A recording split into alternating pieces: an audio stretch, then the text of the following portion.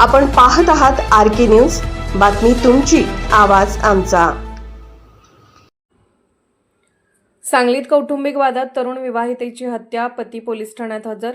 सांगली शहरातील खणबाग शांतीनगर परिसरात रविवारी रात्री उशिरा घडलेल्या एका धक्कादायक घटनेमुळे परिसरात खळबळ उडाली आहे।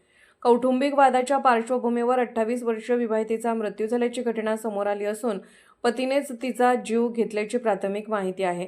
मृत विवाहितेचे नाव काजल प्रशांत येडके वय 28 असे असून प्रशांत येडके वय 35 याने कौटुंबिक वादातून ही अत्यंत टोकाची कृती केल्याचा संशय व्यक्त केला जातोय। घटनेनंतर आरोपी पती स्वतः सांगली शहर पोलीस ठाण्यात जाऊन हजर झाला। घटनेची माहिती मिळताच शहर पोलीस ठाण्याचे निरीक्षक संजय मोरे यांनी तातडीने पथकासह घटनास्थळी धाव घेतली। पोलिसांनी मृतदेहाचा पंचनामा करून पुढील कायदेशीर प्रक्रिया केली आहे। घटनेची नोंद घेऊन आरोपीला ताब्यात घेतले असून तपास सुरू आहे।